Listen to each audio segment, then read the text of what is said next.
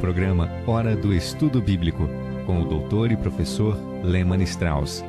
Este estudo é o resultado do tempo pessoal com o Senhor, da experiência de ministério pastoral e das conferências bíblicas do Dr. Lehmann Strauss, que nos instrui e encoraja com o ensino da Palavra de Deus.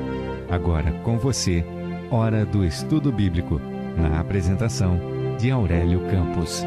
Bem-vindo ao programa Hora de Estudo Bíblico. Queremos agradecer por nos acompanhar neste programa. Você, querido ouvinte, que é idoso, você que está enfermo, queremos que você saiba que oramos por você aqui no programa. E vocês, jovens, nós também queremos que vocês saibam que vocês estão em nossas orações. Vocês são o futuro da igreja. Esperamos que muitos de vocês entreguem sua vida a Cristo, estudem a palavra e talvez alguns de vocês que estão nos ouvindo hoje serão os futuros missionários e ministros, se o Senhor não voltar antes. Antes de começar o nosso estudo hoje, vamos orar. Pai querido, queremos te agradecer e louvar pelo nosso Senhor Jesus, que nos amou e nos purificou de nossos pecados com o seu próprio sangue. Somos gratos por ter nos dado a tua santa palavra, a Bíblia. Sem este livro, que é lâmpada para os nossos pés e luz para o nosso caminho, não poderíamos prosseguir adiante. Oramos por esta terra fértil para receber a semente da tua palavra e que ela seja de edificação para os teus filhos. Senhor, fortaleça os corações e mentes daqueles que hoje estão enfrentando provações. Oramos por aqueles que estão sobrecarregados, para que eles possam ser encorajados através desta mensagem neste momento. Colocamos em tuas mãos o programa de hoje, que o teu santo nome seja glorificado. Oramos em nome do Senhor Jesus. Amém. Abra sua Bíblia em Efésios, capítulo 5. Estamos estudando o capítulo 5, versículo 8 desta passagem, que fala sobre andar como filhos de Deus. Observamos aqui que existem frutos quando andamos na luz. O primeiro fruto está no versículo 9, a bondade. Estamos agora vendo o segundo fruto, que é justiça. Capítulo 5, versículo 9 diz: porque o fruto do Espírito, ou fruto da luz, está em toda a bondade, e justiça e verdade. O que a palavra justiça significa aqui? Bem, eu creio que tem o mesmo significado que no capítulo 4, versículo 24. Lá está escrito: e vos revistais do novo homem, que segundo Deus é criado em verdadeira justiça e santidade.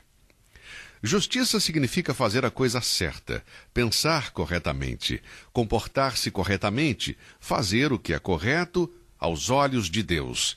A retidão moral é algo raro entre aqueles que não são salvos. O egoísmo daqueles que não são salvos é mostrado todos os dias. No mundo de hoje, o padrão de vida parece ser cada um por si. Eles se referem a isso como uma geração de cães que comem outros cães. E parece que muitas pessoas estão interessadas em ser o número 1. O número 1 sou eu. A regra é essa. A regra de vida parece ser eu primeiro. Mas quando você encontrar cristãos que andam na luz, eles não se colocam em primeiro lugar.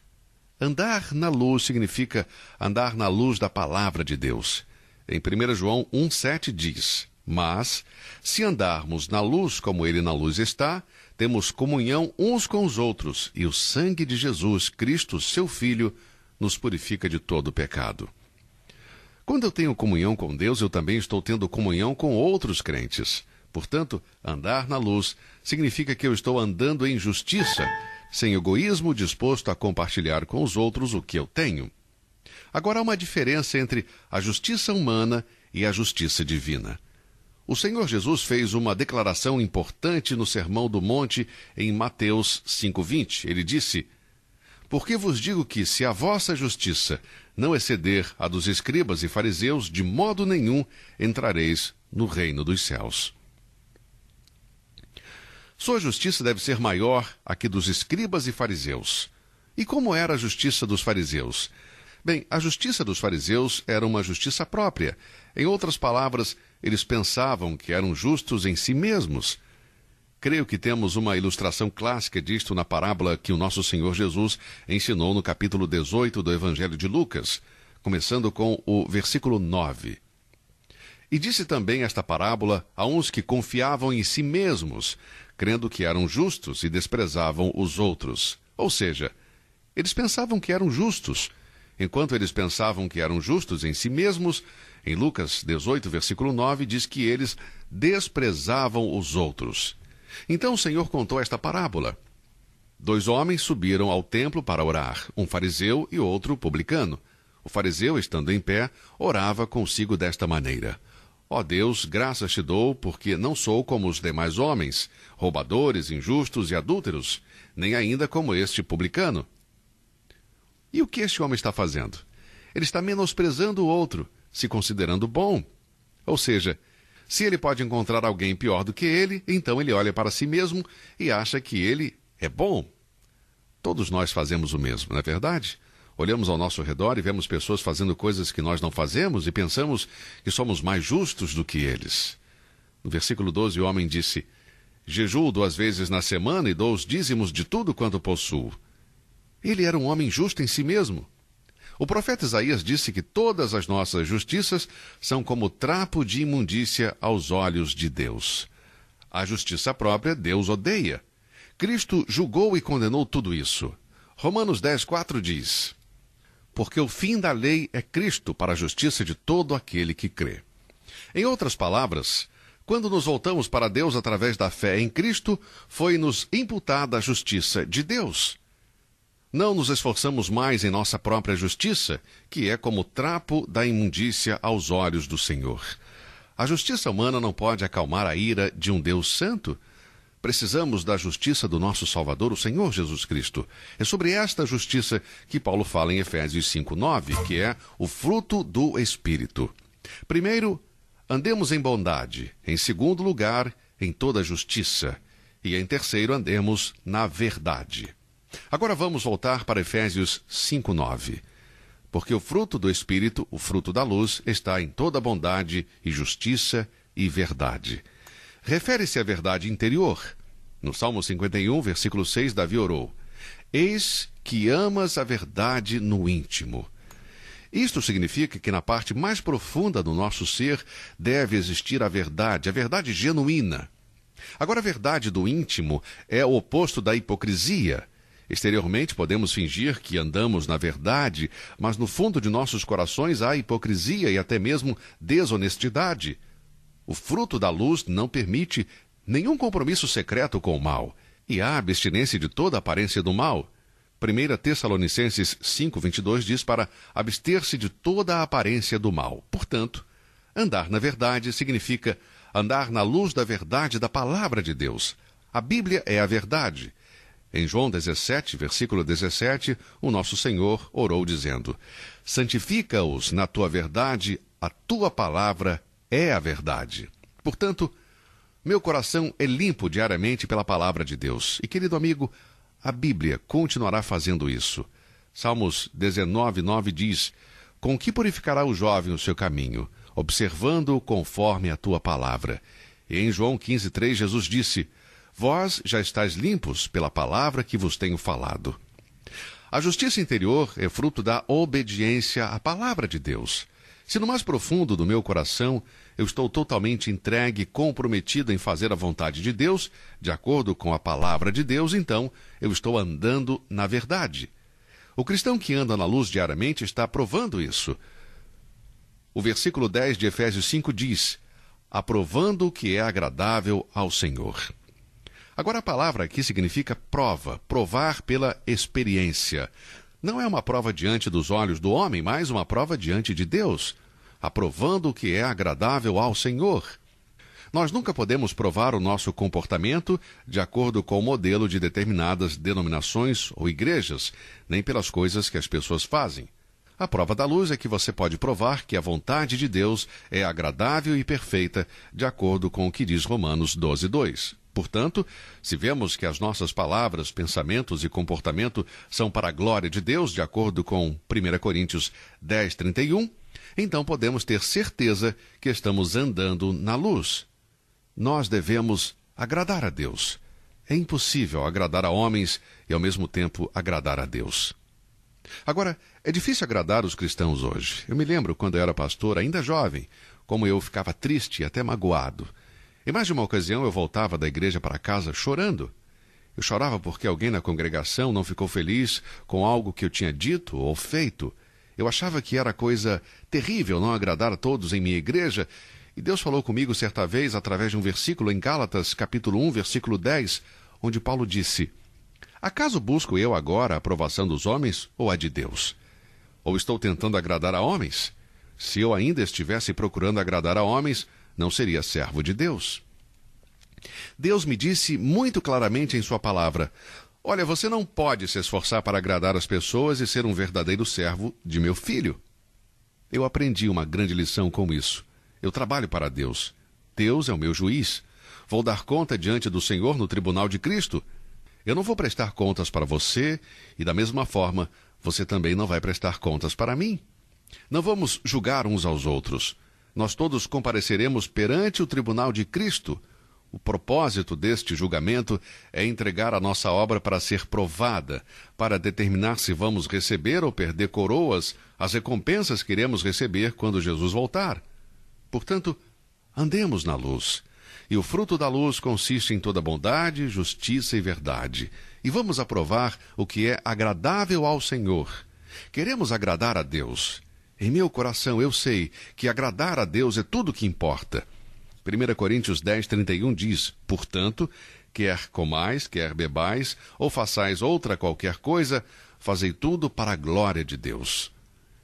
Eu estou agradando ao meu Senhor? Se eu estou agradando a Ele, então isso é tudo o que realmente importa. Vamos continuar com o versículo 11. Agora Paulo diz: e não comuniqueis com as obras infrutuosas das trevas, mas antes condenai-as. Observe aqui o contraste entre luz e trevas. Andar na luz, isto é, positivo. O negativo é: não tenha comunhão com as obras infrutuosas das trevas, mas antes condenai-as. Vamos condenar as obras infrutuosas das trevas. Dito de outra forma, os cristãos não podem ter comunhão com aqueles que vivem na escuridão e tentar escapar de ser contaminado por essas trevas. As epístolas de Paulo exortam o povo de Deus sobre a amizade com incrédulos. Em 1 Coríntios 5:9, Paulo disse: já lhes disse por carta que vocês não devem associar-se com pessoas imorais. Em sua segunda epístola aos Coríntios, capítulo 6, versículo 14, ele disse: não se ponham em julgo desigual com descrentes, pois o que tem em comum a justiça e a maldade? Ou que comunhão pode ter a luz com as trevas? Sabemos que só há uma resposta a esta pergunta: nenhuma. Não há comunhão entre a justiça e a injustiça. Não há comunhão entre a luz e as trevas. Elas não têm nada em comum, absolutamente nada. Há muitos cristãos que estão em julgo desigual, alguns pelo casamento, outros nos negócios, outros em sociedades secretas e até mesmo com algumas igrejas, nem todas, mas existe. Deus proíbe o julgo desigual. 1 João capítulo 1, versículos 5 e 6, lemos: e esta é a mensagem que dele ouvimos e vos anunciamos, que Deus é luz e não há nele trevas nenhumas. Se dissermos que temos comunhão com ele e andarmos em trevas, mentimos e não praticamos a verdade. A escuridão aqui é espiritual, é andar em desobediência à palavra de Deus. Agora, a nossa ação negativa é não ter comunhão com as obras infrutuosas das trevas. A ação positiva é que devemos condená-las, reprová-las com as nossas vidas e com nossos hábitos. Agora, existem várias maneiras de fazer isso. Primeiro, podemos nos abster de qualquer contato com pessoas que vivem nas trevas. Bem, quero dizer algo aqui, porque às vezes nós não nos separamos, nós nos isolamos.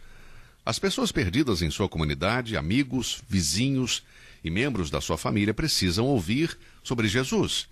Eles necessitam entrar em contato com o mundo da luz. Você e eu, como cristãos, somos a luz do mundo. Assim diz a palavra de Deus. Agora, se escondermos a luz debaixo de um arbusto, então seus amigos, vizinhos e parentes, incrédulos, nunca terão contato com a luz. Isso não significa que você não pode ter contato com aqueles que estão em trevas, aqueles que ainda não são salvos. Quando eu fui para uma certa cidade realizar algumas reuniões, fiquei impressionado com uma campanha que as pessoas daquela igreja organizaram para ganhar pessoas para Cristo. O pastor estava os desafiando por semanas para fazer isso. Há muitas maneiras para testemunhar, mas creio que há apenas uma maneira que é eficaz. Este pastor desafiou os membros da sua igreja para entrar em contato com as famílias e vizinhos da sua comunidade, tornarem-se amigos e convidá-los para jantar. preparar um jantar em sua casa para eles e dizer: nós gostaríamos de convidá-los para jantar. Estamos tendo reuniões especiais em nossa igreja. Gostaríamos de convidá-los para jantar e depois ir à igreja juntos. Quando a igreja começou a se interessar em seus vizinhos, pelas pessoas ao seu redor, pelos seus amigos de trabalho, um por um deles veio a conhecer Cristo como Salvador. Esta igreja estava verdadeiramente vivendo para Cristo. Eles não estavam cometendo os mesmos pecados que seus amigos que não eram salvos. Não estavam envolvidos nos prazeres mundanos e se divertindo com os seus amigos incrédulos. Não, mas estavam fazendo contato com eles, mostrando que se importavam com eles, que estavam interessados neles e, dessa maneira, estavam ganhando as pessoas para Cristo. Lembre-se que Jesus Cristo foi acusado porque ele comeu com publicanos e pecadores. Com certeza ele comeu com os publicanos e pecadores para salvá-los, para que eles entregassem seus corações a ele. Não há nada de errado, amigo, em convidar as pessoas não salvas à sua casa e depois levá-las para ouvir a palavra de Deus ou testemunhar sobre a graça salvadora de nosso Senhor Jesus Cristo. Agora, não vamos tratar o pecado com leviandade. Há muitas pessoas que não são salvas e estão com seus corações sedentos, querendo sair da escuridão. Eles estão cansados dos seus pecados. Eles querem algo melhor. E nós temos a resposta, amigo. A presença de nosso Senhor dissipa a escuridão nos pensamentos e ações dos homens. Assim deve ser conosco, que somos seguidores de Cristo. Devemos andar como filhos da luz, para que quando as nossas vidas entrarem em contato com a escuridão, ao invés de se envolver com eles, eles possam ver a luz e algo diferente em nós, em nossas vidas. O versículo 12 diz: porque aquilo que eles fazem em oculto, até mencionar, é vergonhoso. Agora, nós não somos detetives morais. Nós não vamos espiar os pecados dos nossos vizinhos, nossos amigos e parentes que não são salvos. Não é isso. Não podemos fazer isso. Não vamos espiar os pecados dos outros. Não devemos nos envolver com as trevas, participar das obras infrutuosas das trevas. Mas, amado, devemos alcançar com o Evangelho aqueles que vivem na escuridão, para que eles possam vir à luz. Porque aquilo que eles fazem em oculto, até mencionar é vergonhoso. Mas tudo o que é exposto pela luz torna-se visível, pois a luz torna visíveis todas as coisas. Versículos 12 e 13. Agora vamos ler os versículos 13 e 14. Mas tudo o que é exposto pela luz torna-se visível, pois a luz torna visíveis todas as coisas. Por isso é que foi dito: desperta, ó tu que dormes, levanta-te dentre os mortos, e Cristo resplandecerá sobre ti. Esses versículos nos ensinam que, quando a luz está acesa, os vícios e pecados daqueles na escuridão são revelados. Mas tudo que é exposto pela luz torna-se visível, pois a luz torna visíveis todas as coisas. Quando deixamos a luz brilhar através do nosso modo de vida cristão, o pecador olha para si mesmo na pura luz da santidade de Deus. Amado, será que nossa vida traz luz aos pecados dos outros? Os incrédulos são convencidos de seus pecados com a nossa presença? Será que os incrédulos são transformados pela luz? A luz que vem de nossas palavras e do nosso comportamento? Se não é assim, então, não somos dignos do nome cristão. Amigo, eu confio que Deus vai nos usar para mostrar o pecado. Bom, depois continua com uma forte exortação no versículo 14. Vamos concluir com esse versículo. Desperta, ó tu que dormes, levanta-te dentre os mortos, e Cristo resplandecerá sobre ti. Aqui Paulo está citando em parte o capítulo 60, versículos 1 e 2 do livro de Isaías. E ele está aplicando dessa declaração de Isaías para a igreja de hoje, para você e também para mim. Aqui Paulo, pela inspiração do Espírito de Deus, chama os filhos de Deus para resplandecer a luz da glória de Deus em meio à escuridão que os cerca. A luz de Israel não estava brilhando, portanto, eles eram como mortos. Por isso ele chamou para levantar e brilhar como luzes entre aqueles que estão mortos. Há cristãos hoje em dia que são como os israelitas, que estão mortos e estão na escuridão. Querido amigo, a sua luz tem brilhado como deveria? Você tem brilhado diante dos incrédulos? Eles têm visto a luz de Cristo em você? Desperta, ó tu que dormes. Levanta-te dentre os mortos, e Cristo resplandecerá sobre ti. Espero que este seja o desejo do seu coração. Obrigado por ouvir o programa de hoje. Que Deus o abençoe. e até o nosso próximo encontro. Você ouviu Hora do Estudo Bíblico com o professor e doutor Lehmann Strauss, na apresentação de Aurélio Campos. Se você deseja ouvir novamente esta mensagem, visite a nossa página na internet www.bbnradio.org. Fica o convite para você nos acompanhar amanhã, neste mesmo horário, aqui na BBN. Hora do Estudo Bíblico é uma produção da BBN.